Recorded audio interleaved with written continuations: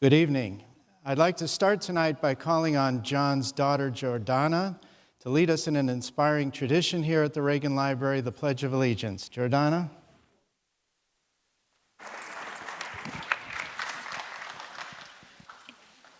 Thank you. Please place your right hand over your heart and join me in saying the pledge. I pledge allegiance to the flag of the United States of America and to the republic for which it stands, one nation, under God, indivisible, with liberty and justice for all. Thank you.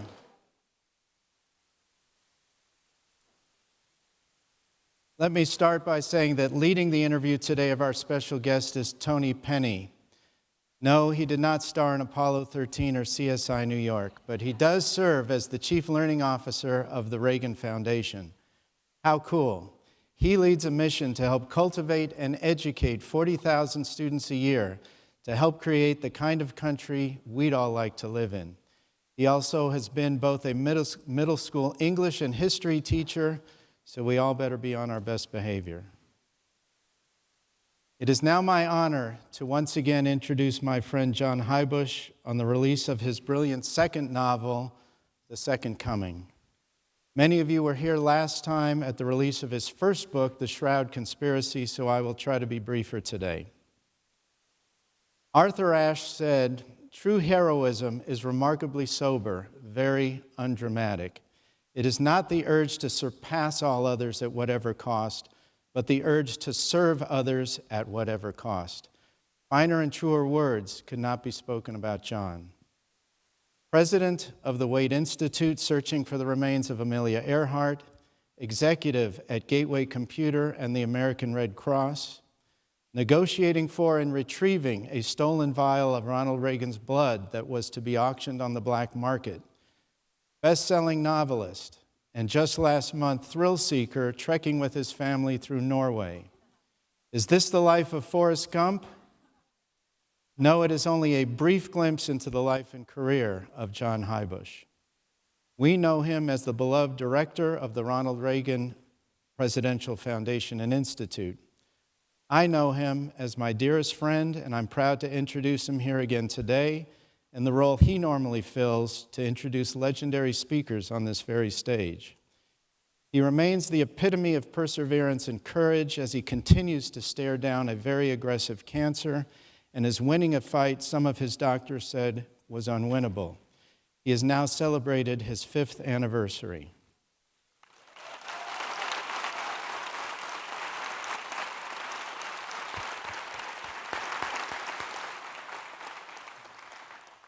Through multiple treatments, unimaginable complications, and desperate odds, he continues to win the battle and serve as a true hero to the library, his friends, and most of all, his family who are here tonight, Jordana, Max, Brock, and the amazing Marcella.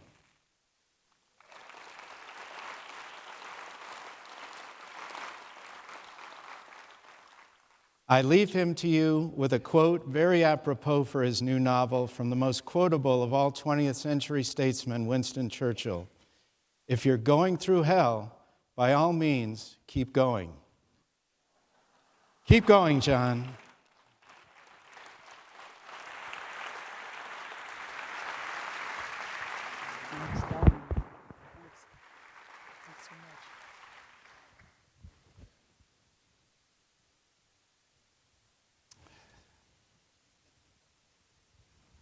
Thank you, Dr. Hepps. When someone is involved in helping to save your life, my advice to you would be, have them introduce you. I owe a great deal to Dr. Hepps, and I just want to say it's just great to have him and to have Linda here with us this evening. The gentleman to my right, for those of you who are so kind to come, and I just want to thank everyone that's come out here tonight. The gentleman to my right might be as handsome as Gary Sinise, but you might note that he's actually not Gary Sinise. Just a moment about Gary for you. Gary would love to be here. I just spoke with him yesterday, and unfortunately he has a family situation, a family problem. It's a serious one, and unfortunately as a result he's not able to make it, but he wanted to pass on his greetings to everyone here. And I just would say, if you say a prayer at night, if you say a prayer for Gary and his family, that just would be terrific. Tony has been so kind to be here in Gary's stead, and I asked Tony to do this because, as Dr. Hepps was saying, he's our Chief Learning Officer, and as a result, he's just good on stage, and I think that you'll discover that as we go forward. I too would, like Dr. Hepps, like to say hello and greetings to a few special guests that we have here this evening. And he stole my thunder. He's already introduced my just incredible wife, Marcella, and my incredible 3 kids, Brock, Max, and Giordano. It's great to have you here. I'd definitely be remiss if I didn't say thank you for coming, fighting traffic, to one of our extraordinary trustees from the Reagan Foundation, Governor Pete Wilson and his wife, Gail.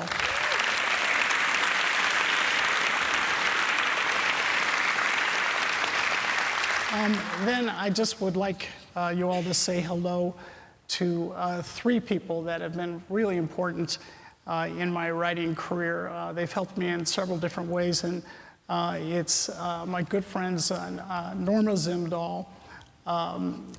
She and I have known each other for several years, and I can't say enough, Norma, about how much I appreciate all that you have done for me. I also want to thank Mr. Richard Sills, who is here as well. He's a really huge, a major donor to the Reagan Foundation.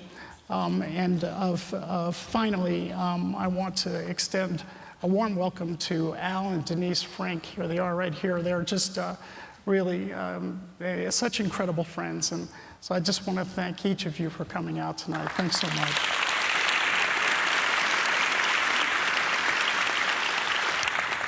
With that, let's get started, and we'll let Tony do the starting. Sure. And first of all, I just want to say thank you to Jon.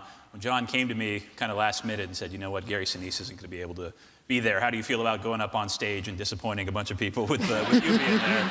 I said, I'm in for it, but nobody's going to be there to see me. We're here to see Jon and to celebrate the release of his novel, The Second Coming.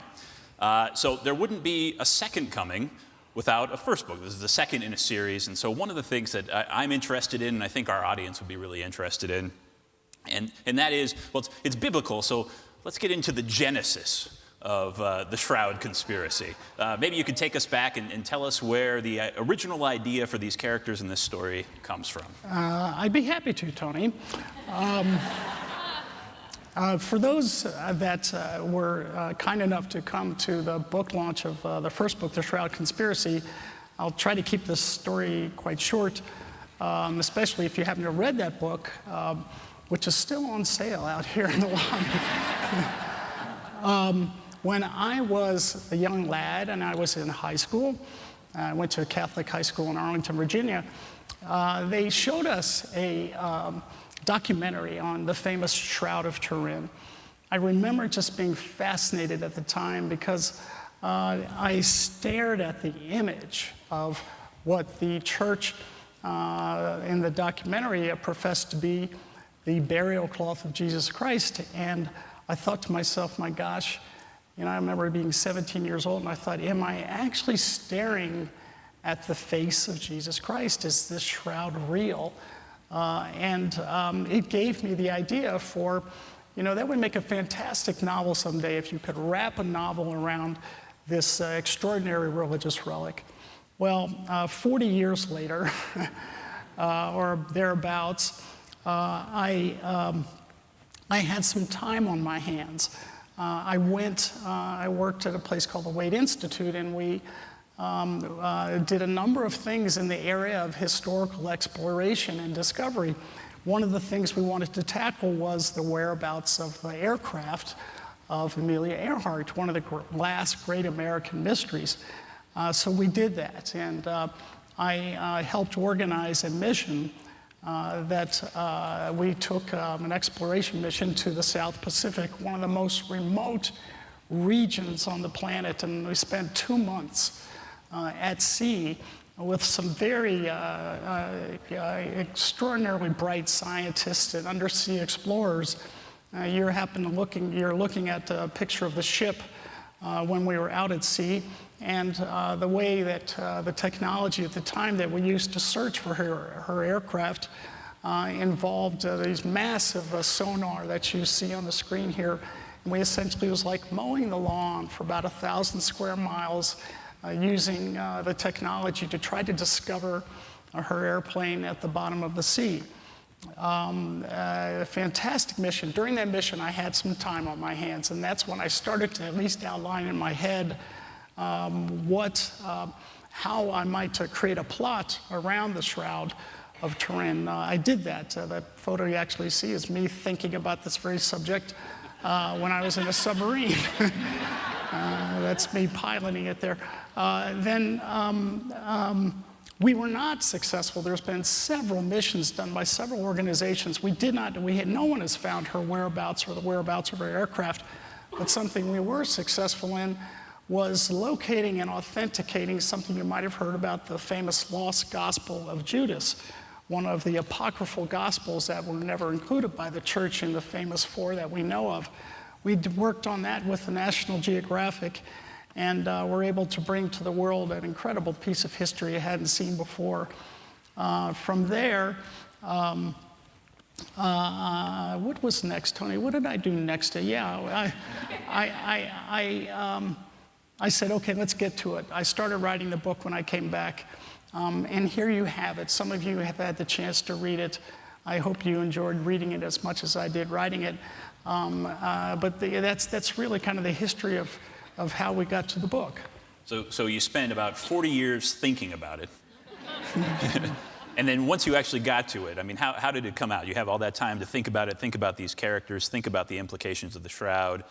And then when you sat down to actually write out this story and conceive of these characters, what was that process like? Did it just kind of pour out of you, or? It was completely haphazard. I wish I could say, like most professional writers, that I took the time to write an outline and create the plot from A to Z. No way.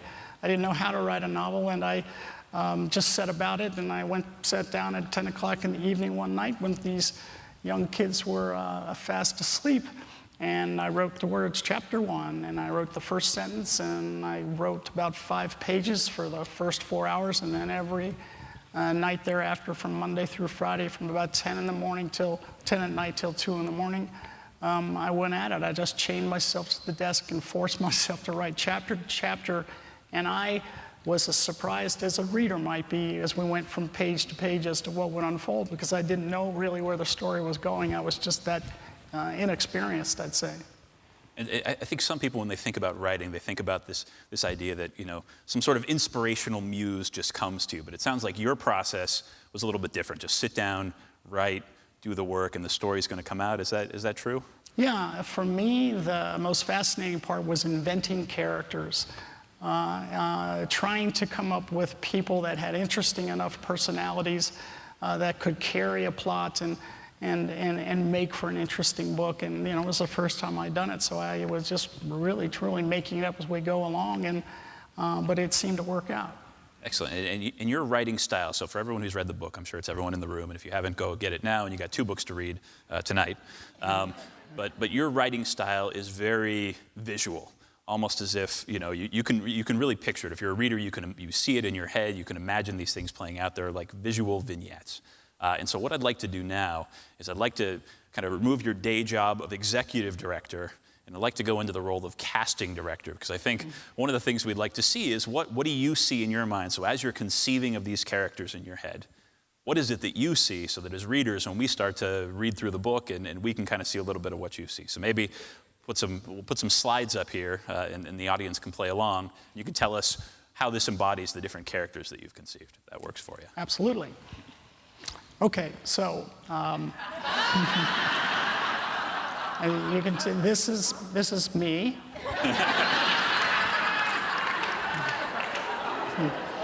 Well, maybe not. It looks a little like Russell Crowe.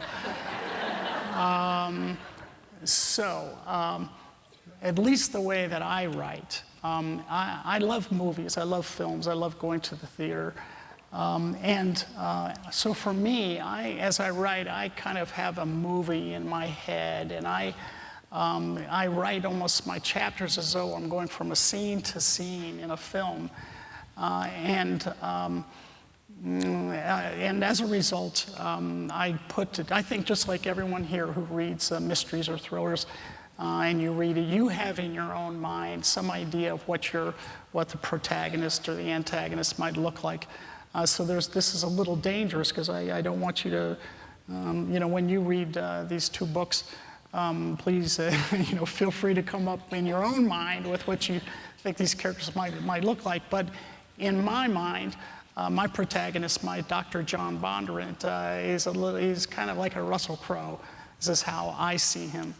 The next slide, I think, is he has a sidekick, this wonderful little priest named Father Parenti.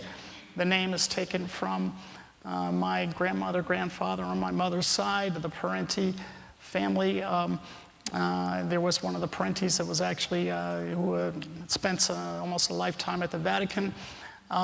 He's a wonderful comic relief character, and I think he helps carry both books. Then he has a little sidekick of his own, a little dog named Aldo. And this little pup plays a really important role in the first book, and he helps carry the second as well, I think. Then I have a love interest, right? So my wife Marcella helped me find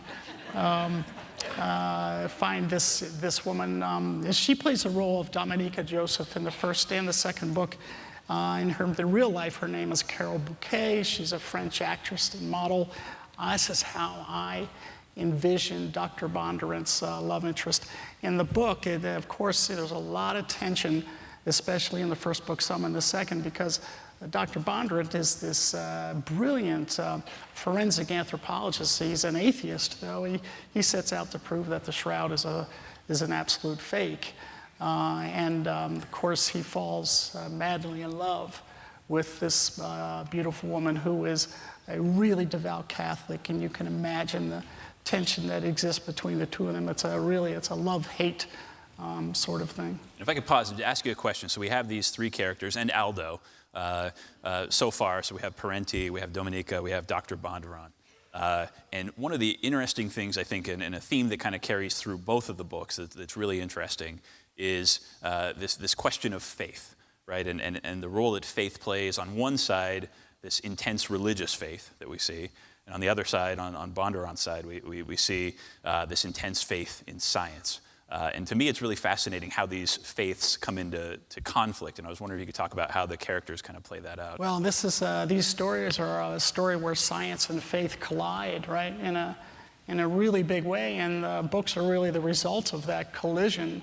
And then these two characters collide themselves and fall in love, but also are constantly in a struggle with each other. One having this fundamental belief that there is no God, and really it's scientific truth that drives how this world spins, and then another who feels quite the opposite, and whose faith is really at the very core of who she is.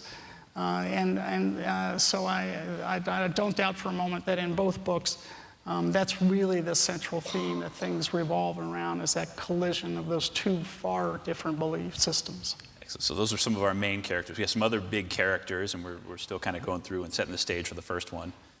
So we'll flip through these. This is, there's a fellow in the first book that is a Nobel Prize-winning scientist who feels the world is just coming apart at the seams, and how do we save it? How do we fix it? He believes there's no other way to do it but then to bring about a second coming through scientific means. Then we have a fellow that he aligns with to get it done, the guy that finances it, who's all about trying to create his own faith, as it were, through this kind of second coming, and in the process to destroy another. Then we have the fellow that knows all about cloning. I believe, and maybe not in our lifetimes, but there's no doubt about it, in our lifetime, the science exists. We could clone a human being with a lot of incredibly tragic trial and error. It hasn't been done, but I think whether in our lifetimes or the next lifetime, that's going to be not only a possibility, but a probability, and this particular character is the one that makes it happen. Now on to the second book. I'm going to be really careful for those that haven't read the second book, and that's just about 99% of the people in this audience. I'm not going to talk for a minute about the plot, but I would just say, imagine this handsome John Heubusch Russell Crowe character who there's a bit of a love triangle, right? So he falls for this woman that looks a lot like my wife, Marcella.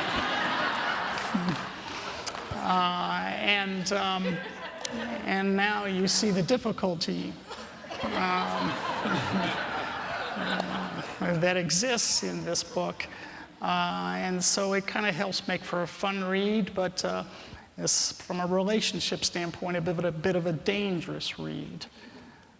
And then there's a few other brand new characters that I see. There's a really good friend of mine here, Tommy Kelso. Tommy's just written a book called Fractured, and he knows of he's in the middle of writing his second book, and one of the keys in putting together a sequel or a series is to try to introduce new characters that help bring the new plot along. And in this case, this is a Father DeSantis who's really good friends with Domenika Josef, and who has a lot of difficulty that plays itself out in the book, and it's worth reading. Of course, the evil villain comes back in the second book and really tries to do his level best to bring about an end to Christianity. And you might recognize this fellow.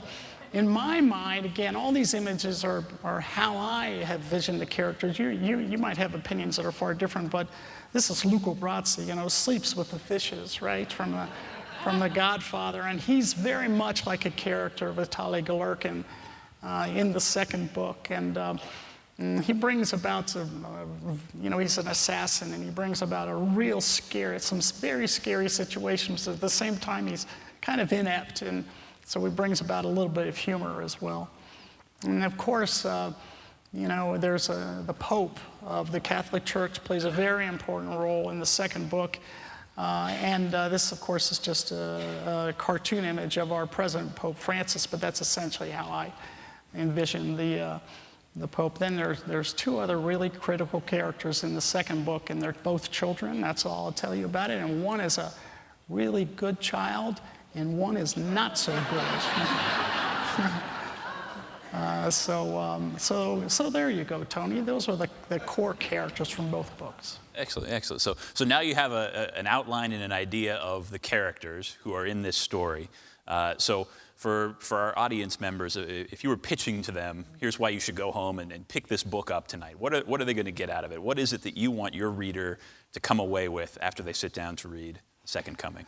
No doubt. I don't care what the subject, what the characters. At the end of the day, from talking to a lot of readers, they just want the page to turn. They want this to be, you always hear that axiom about, I couldn't put the book down. That really is at the heart of it, is if you can create an interesting characters, but also a plot that just takes off and moves so that, you're like in a fast car and you don't want it to stop until you get to the last page, and maybe you tell yourself you're going to go to sleep at 10 o'clock at night, but you find yourself at 2 in the morning trying to finish the book. That's the test, as every reader here knows, as to what makes for a great book. So in that vein, and in thinking about that style of book, that fast-paced kind of action thriller, Are there authors, you've interviewed a lot of authors on this very stage, you've read pretty widely. Are there authors who either you would compare yourself to or you've read their works and say, this is an author I'd like to think of myself in that same vein? Good question. And I promise these questions have not been rehearsed because I don't have a good answer to that.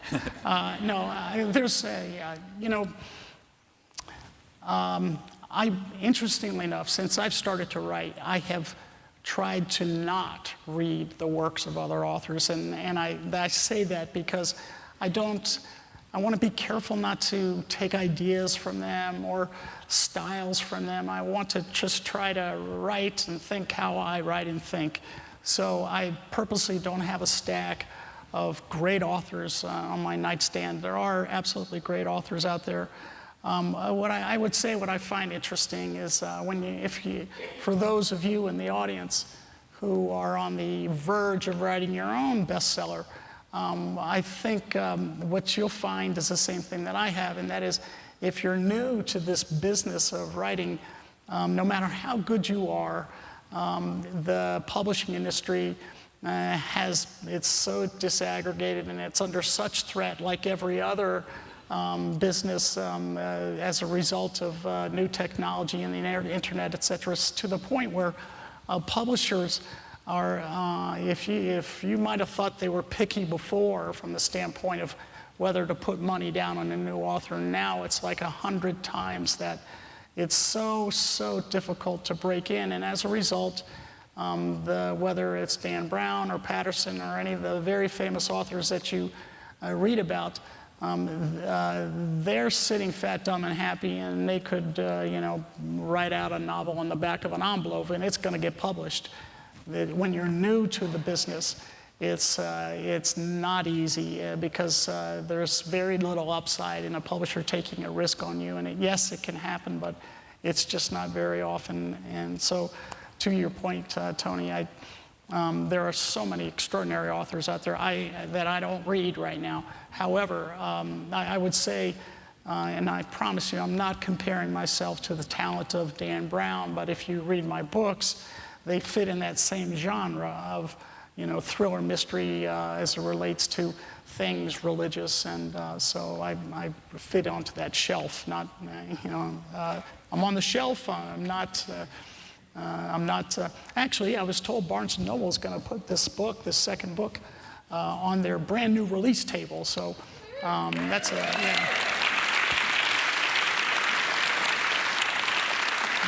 So maybe one day we'll get there. Well, and speaking of that, so this is now your second book. You have a little bit of a reputation behind you as an author.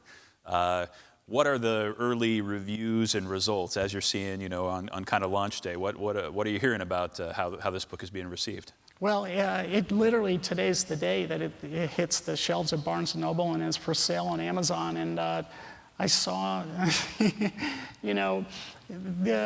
for a writer, it's like any artistic endeavor. Your ego gets so wrapped up in this, and you just don't want to embarrass yourself. And, you want to do the best job you can. And so imagine if it's just published, if it's out today, somebody would have to have gone to the store this morning, gotten the book, read it, and wrote a review. And that's what's happened. 2 people have done that as of about an hour ago. And on Amazon, and one gave it 5 stars, the other gave it 4 stars.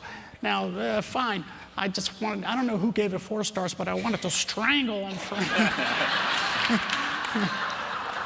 for not giving it 5 stars. But so there you have it. So let me ask you a question about that, because in this age of kind of instant feedback, and you put yourself out there as an author, or, if you have a restaurant and your stuff's up on Yelp, are you sitting there kind of refreshing every time somebody posts something on Amazon? You're darn right I am. No, for when it's new and it's just this brand new baby that sits out there, oh my gosh, I hope it sells well, or I hope it gets good reviews, and I fit in that category. I get very nervous about it, and I just hope for the best. But then, 2, 3, 4 weeks go by, and you get 1 stars and 5 stars, and then people start arguing with each other over your so it kind of, you settle down, and I think I need more experience. I need to put more books out there, and maybe I'll be, more courageous about the whole endeavor. And do you have, when you're sitting down to write, so you talked about you have this time, you kind of go home, the kids fall asleep, you sit down, you start writing. Are there any other rituals you have to kind of get yourself in that writing space where you disappear from the life of John Heubusch and enter into the life of Dr. Bondurant and all of your characters? There are not, but I will say it's strange. You know how people think they sound like Pavarotti in the shower, like you do your best thinking in the shower. For some strange reason, warm water does it for me. But if I take when I'm, wake up in the morning or take a shower or what have you, for some reason, when I feel, for some reason, for me, when I'm more relaxed, the ideas seem to flow better for me, and I just, I rush like crazy. I throw a towel around me or something. I write it down before I forget it. Or for me, I just have these moments when I, get some illumination, and I try to capture that thought so I don't lose it, during the day or what have you. And when those thoughts come to you, do you have a notebook that you keep with you, or does all of a sudden a scene appear in your head and you're like, oh my gosh, I got to get this down on paper? Or... Yeah, I take this thing out, and I just, as fast as I can, with my 2 thumbs, I try to capture the thought, and I just keep them in a little spot there, and then when I go to write, I'll turn to it, and then that 5 little words will turn into a paragraph. Excellent. So now that you have a first book and you have a second book, you have more experience, you have more time in as an author, you feel you've grown or you've changed as an author, or what has writing the first book taught you about writing a second book, and potentially even a third? Get ready. I'm a rookie. I still feel like a total rookie. There are, as I said, there are men and women out there who have just wrote masterpieces, and I remember I really felt, I guess insulted. When I insulted at the time, I had an agent who had an agent in his office read the first draft of the first book, and he said, yeah, it looks fine. He said, your book's like a cheeseburger, that's the way people are gonna devour that book, a cheeseburger. And I thought, man, I was trying to put a filet mignon out there.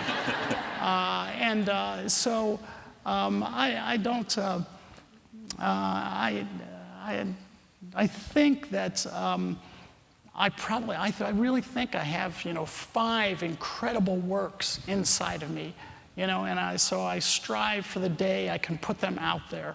But I think at present, I'm just a new kid on the block, and, trying to put out the best work that I can. So now I have another question, and it talks about it in the notes of the book, and Dr. Heubusch mentioned it in his opening remarks. But as you were in the process of writing this book, you got a diagnosis, right? Yeah. You were given approximately 6 months to live. Yeah. So you're writing a book. You're given a short timeline. How does that impact you as an author, as a father, as a husband, as in your important role here at the foundation? What does that do? Well, first, with my kids here, if you will hold your ears, just because when you get in a tough situation like that, you just care about your family, and you just want to do everything to make sure that they'll be okay. That was my first thought and my 100th thought. That's all I cared about. So, but I'll just tell you a strange story, and in the second book, and I'll just touch on this so I don't mess up the story for anyone. There's a character that becomes quite ill, and if you do a good job in books like this, you research heavily, and so I was doing a lot of research on what happens with cancer, and what are the worst cancers that you could get? What are the worst 5 cancers that you don't recover from? And because I'm like, this character's going to get that. That's what's going to happen to them. And as I researched away, what I didn't know at the time was I had one of those 5. What an incredible coincidence, and terrible coincidence. And I would just say, actually at that time, writing the second book was almost like therapy for me, because I just felt like when I'm like halfway through this, I am not going to leave this work unfinished. If I'm not going to be here in 6 months, this book is. And so I just went at it and finished it, and that was just the first draft. It wasn't the final book, but unfortunately, it's a happy ending. Here I am a few years later, and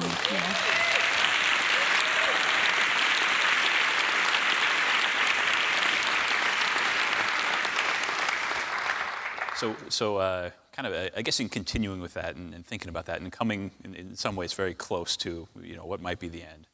When you think about your own legacy, and we've kind of heard about some of the different things you've done, right? You've had a very kind of really interesting career in politics, in business, in the nonprofit, and now as an author.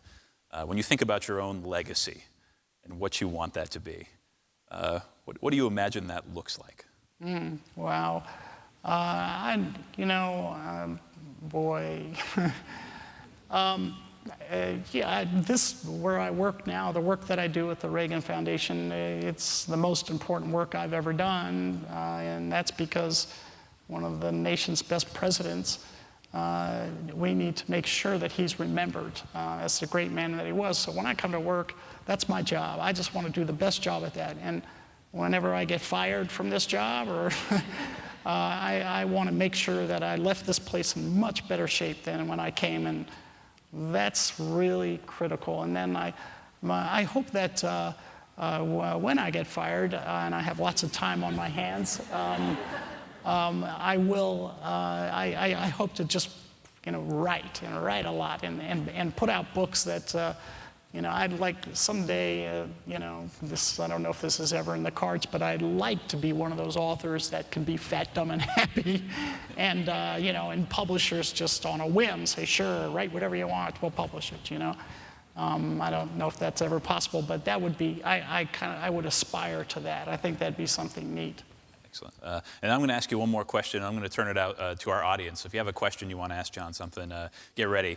But connecting to Ronald Reagan. And we were talking earlier and thinking about some of the roles. So Ronald Reagan was an actor. And if we were to travel back in time, let's say you wrote this book during the heyday of Ronald Reagan as an actor, would there be a part that he would be good for? Yeah. Actually, he'd be the Russell Crowe of his time.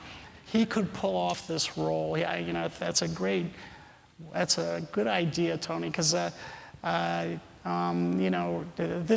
character that I've written about that flows through these first two books, I think there'll be a third, he has flaws that President Reagan certainly never had, but Reagan was a good actor and he could play them.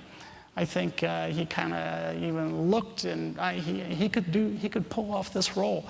And in fact, that's as I was saying before, I love films, and I guess the dream for me beyond writing further pieces of work would be that somebody knocks on my door one day and says, hey, I really like this book, let's make it into a movie. And then I'd love to see that, just because I love film and I love to watch it play itself out on film, on the big screen.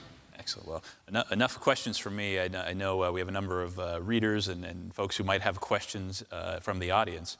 So if you have a question for Jon, please raise your hand. I think we have staff members throughout the audience with microphones. It looks like we have one here. Yeah, if you don't have questions, too bad for you, because I'll just throw more slides on the screen. And you'll see what we did during our summer vacation. Hi. When developing your characters, did you borrow traits from people that you already know? And the cardinal that was such a thorn in Father Parenti's side, was he reminiscent of the dean of discipline in your high school? I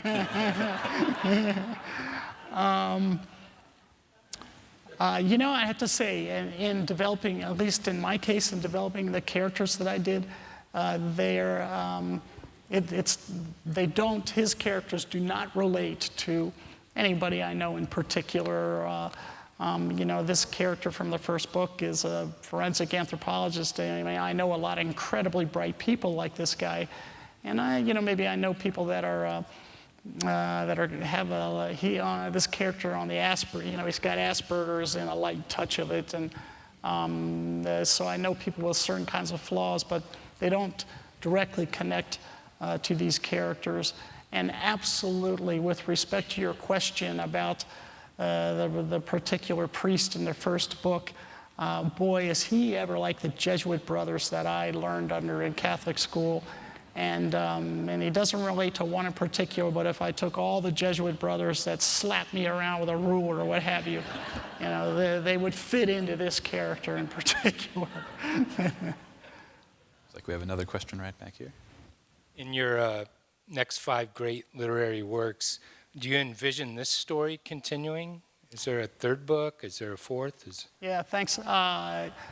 Yeah, my publisher has implied that if I write a 3rd book in the series that they would be interested. So I think yeah.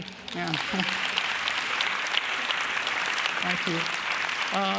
I definitely have book 3 right up here.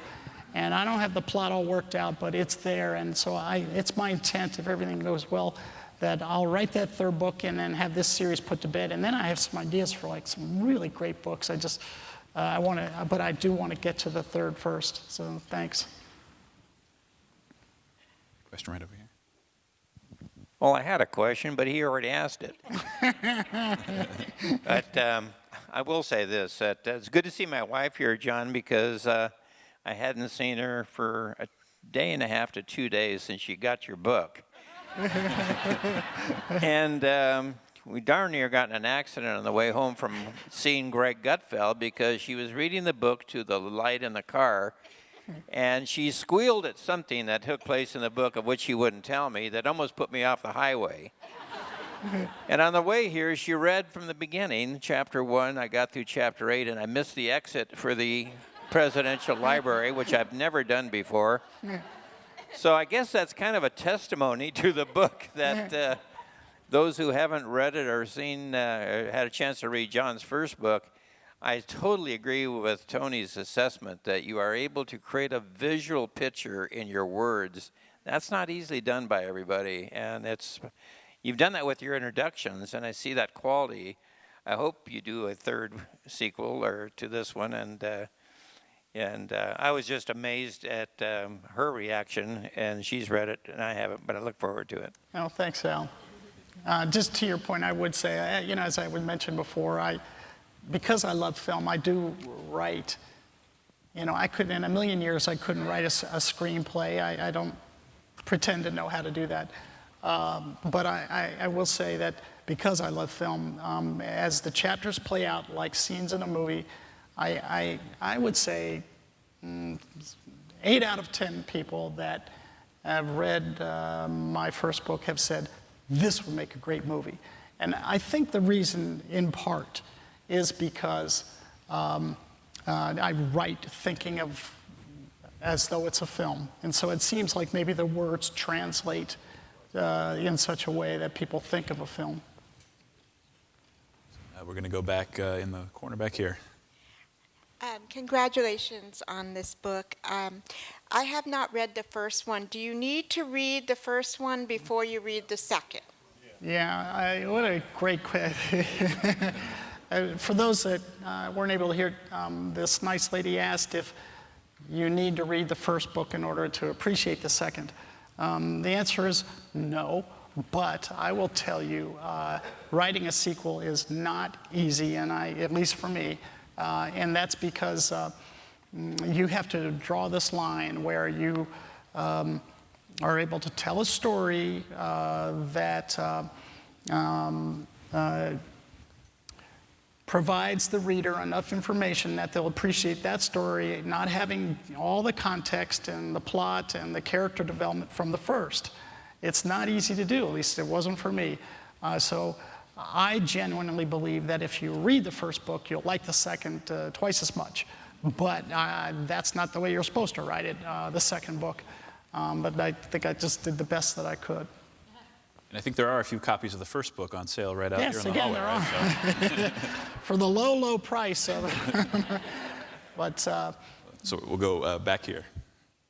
Again, congratulations. The question I have, you've mentioned that you are writing as if you're going to write a script or you see yourself in a movie.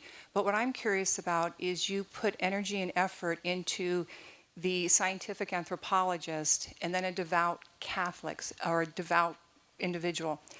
When you do that research, did you yourself find within you some questions that you may have had in your growth or in your faith?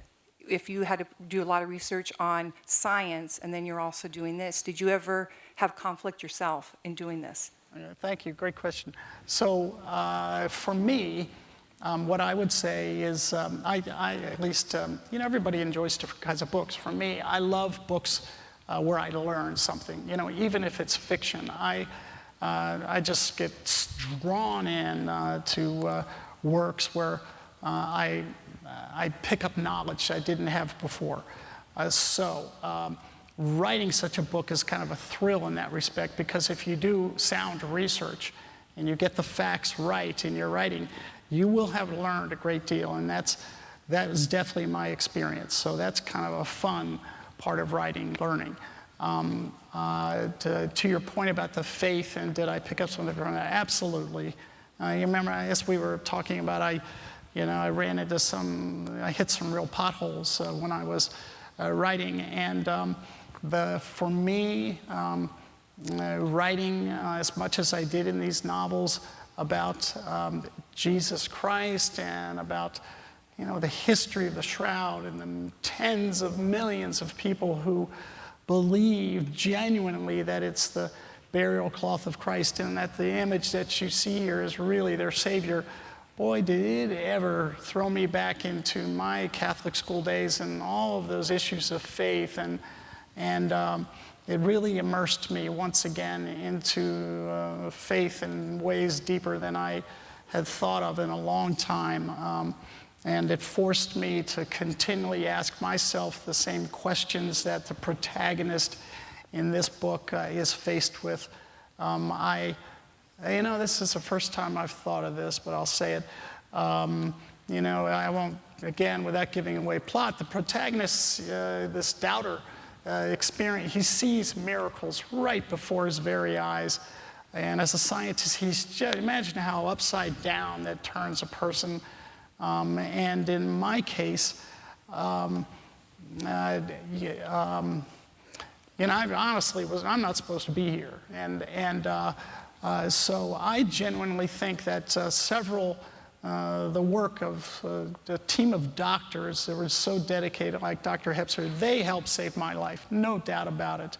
At the same time, I was out of the blue offered a chance to travel to Lourdes in France, where the famous miracle, if you're of Christian faith, or especially if you're a Catholic, that you believe a miracle took place there, and people around the world travel to Lourdes to step into these healing waters that, again, the faith, the Catholic faith, believe that over 70 people throughout history have been cured of incurable diseases. I went there as what they call, I was called a malade. I was there with dozens of other critically ill people, and so I went, and I was thrown into the trip because someone else fell off the list, and I went, and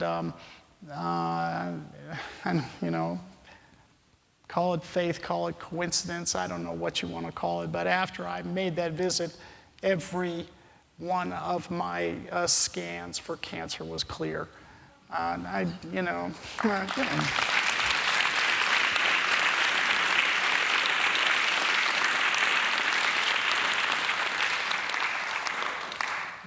Enough said on that one.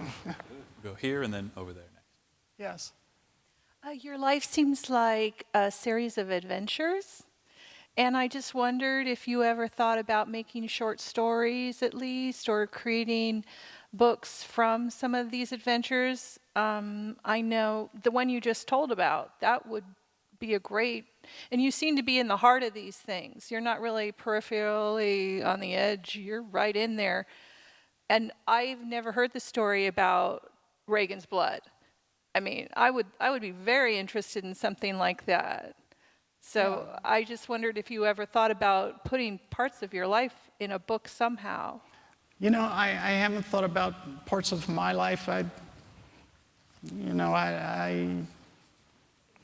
But I will say I love short stories, and I love these Forrest Gump moments in life, you know, that people experience. And I've had a few myself. I would just, so, you know, people, here's a learning moment on what happened with President Reagan's blood is when the attempted assassination attempt on President Reagan occurred in March of 1981, he was rushed to George Washington University Hospital.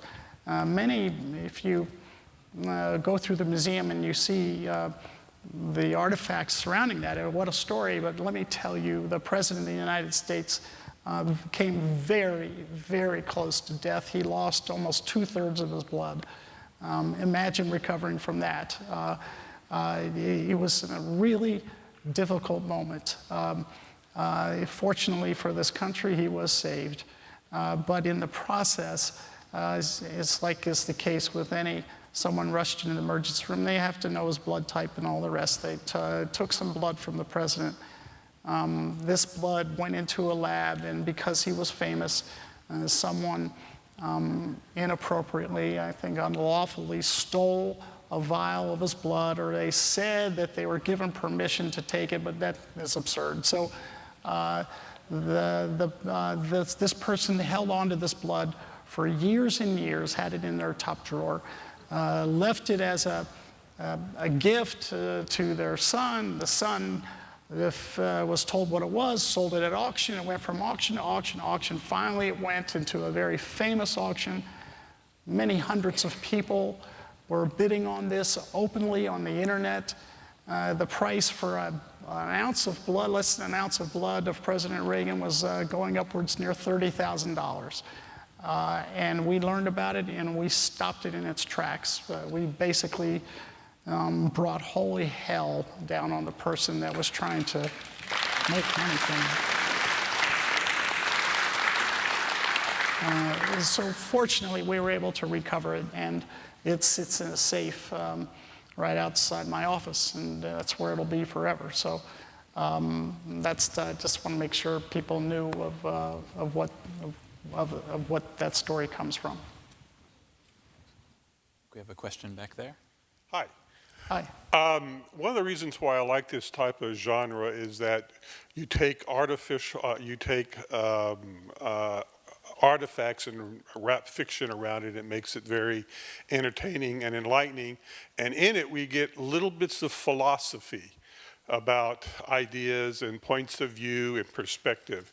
Like, for instance, Tony, you had mentioned the conflict between Bondurant and Domenika, and discussing faith and religion and science and the need to know. And by the way, sir, thank you for somebody finally writing a pro-faith book. Mm. It's very refreshing. Thank you for that. The question that I have is carrying into the second book, and since the second book in reading the leaf panels, you get a lot into the cloning. And you have the Pope involved.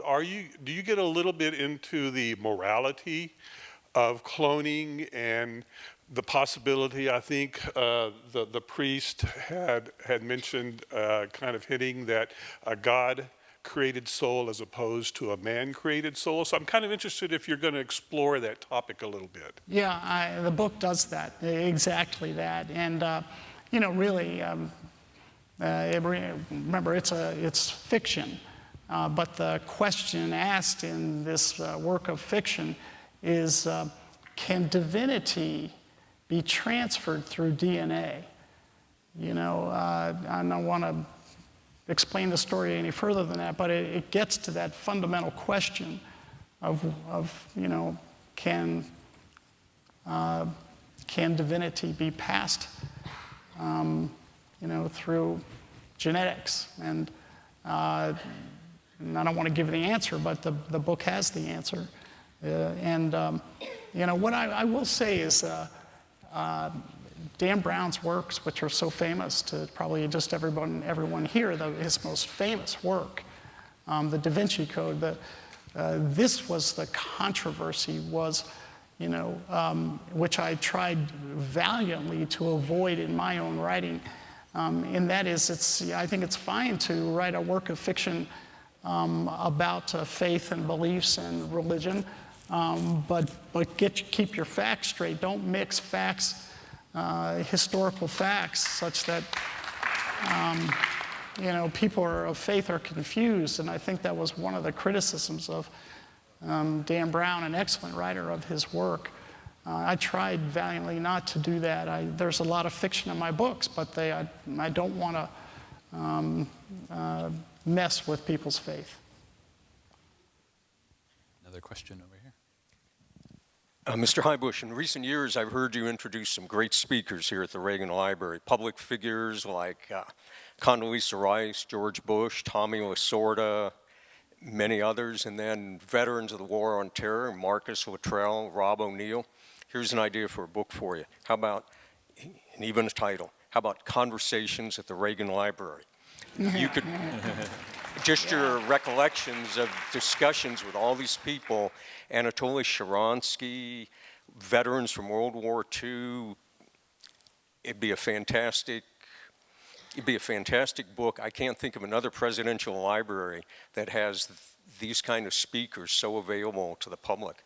So just an idea for you. Yeah, thanks. It is a good idea. What an honor it's been for me to have the position I have to meet the incredible heroes that have come through the Reagan Library. I put Governor P. Wilson in amongst that group of patriots. But yeah, you're right, it would be remarkable. And that's probably the funnest part of my job, is meeting those fantastic people and learning that they put their pants on the same way in the morning and yet go out to heroic things. Great idea. I think that's, we're just about at time. Yeah. And I know a lot of these folks are very anxious to have you sign their books. Some of you may have pre-purchased. I know the holiday season is just around the corner. So if you want to get more than one copy or more than 5 copies, I think John's okay signing those. You don't want to be the person Christmas Eve knocking on the door of the store looking for the perfect gift. So if you are, what have we learned tonight? So if you are a fan of scientific fiction, you got to get this book. If you like religion in your fiction, you got to get this book. If you like character-driven dramas and thrillers, you got to get this book. If you like the first book, buy the second book. If you're interested in the second book and haven't read, but get them both, right? So with that, Jon, I want to say thank you for launching this book here today with all of us here. Yeah. Thank you, Tony. Thanks. Thanks, everyone. Thank you.